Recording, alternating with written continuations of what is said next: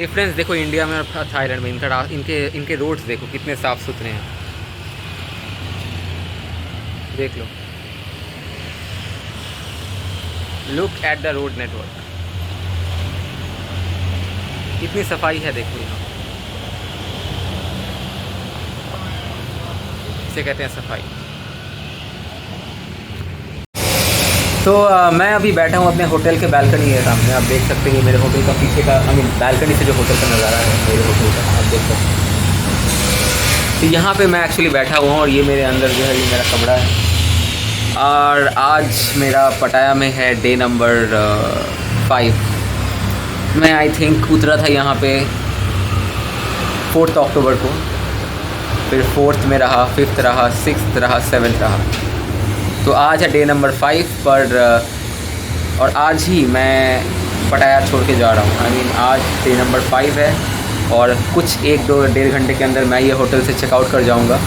और इस होटल से चेकआउट करने के बाद मैं चलूँगा एक दूसरे शहर में जो कि थाईलैंड में ही है। तो वैसे आज मैं ज़्यादा घूमूंगा नहीं, बस मैं एक टैक्सी बुक करूँगा, करके यहाँ बैंकॉक चला जाऊँगा, फिर वहाँ इंटरव्यू दूँगा एंड देन सब कुछ सही हो जाए। आई होप से सब कुछ सही हो जाए।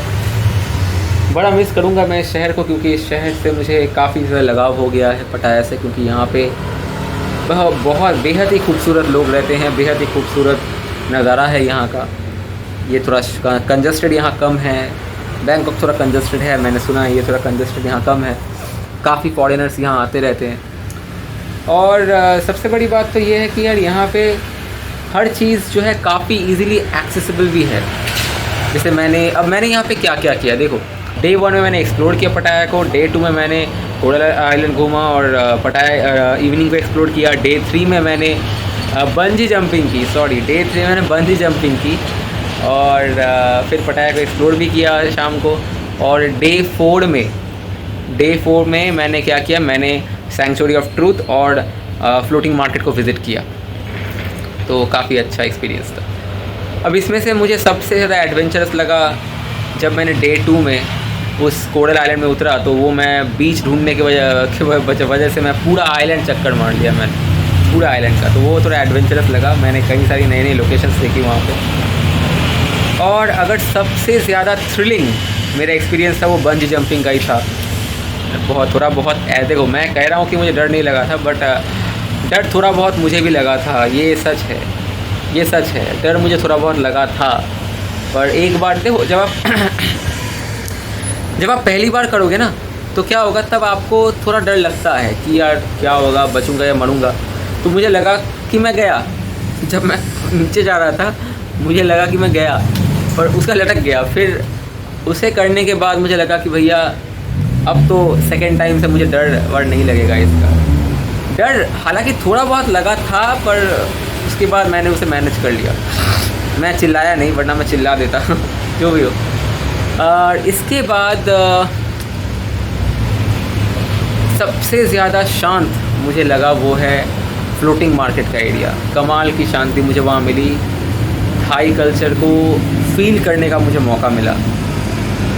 और सबसे ज़्यादा मुझे शॉकिंग लगा वो था सैंक्चुरी ऑफ ट्रूथ, क्योंकि वहाँ पे हमारे देवी देवताओं की मूर्तियाँ इतने सम्मान के साथ बनाई गई हैं। मैं तो इसमें शॉक हूँ, क्योंकि ये दरअसल थाई कल्चर का ही हिस्सा है। तो मुझे ये बाद में पता चला कि यार हमारे ऐसे कई सारे देवी देवता हैं जो थाई कल्चर में भी जिन्हें पूजा जाता है।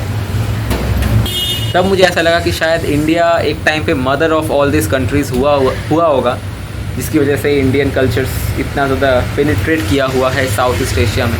अब थाईलैंड की तो बात अलग ही है, ये तो बौद्धिस्ट है, तो इनका तो इन्फ्लुएंस होगा ही, हमारा इन्फ्लुएंस इन पर होगा ही। बट मलेशिया एक इस्लामिक नेशन है, पर फिर भी वहाँ पे आपको शायद पता होगा कि मस्जिद से ज़्यादा वहाँ मंदिर है। और ये मंदिर सब नए नहीं है, सब प्राचीन मंदिर हैं। और बाटू केव जो भगवान मुरुगन का डेडिकेट है, वो तो काफ़ी विख्यात और फेमस और जगह है उस मलेशिया की।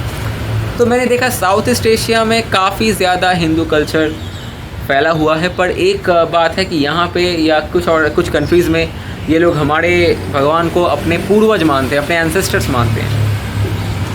तो ये था छोटा मोटा इन्फॉर्मेशन जो मैंने आपको दिया। और पटाया को लेके मेरा एक्सपीरियंस काफ़ी अच्छा था। पहला दिन मैं थोड़ा टायर्ड हो गया था, मुझे बिल्कुल अच्छा नहीं लगा, पर डे 2 से धीरे धीरे मुझे ये शहर अच्छा लगना शुरू हुआ और डे 4 को एकदम पिक पे चला गया। और आज मैं इस शहर को छोड़ने वाला हूँ। अब पता नहीं मैं कब इस शहर में वापस आऊँगा।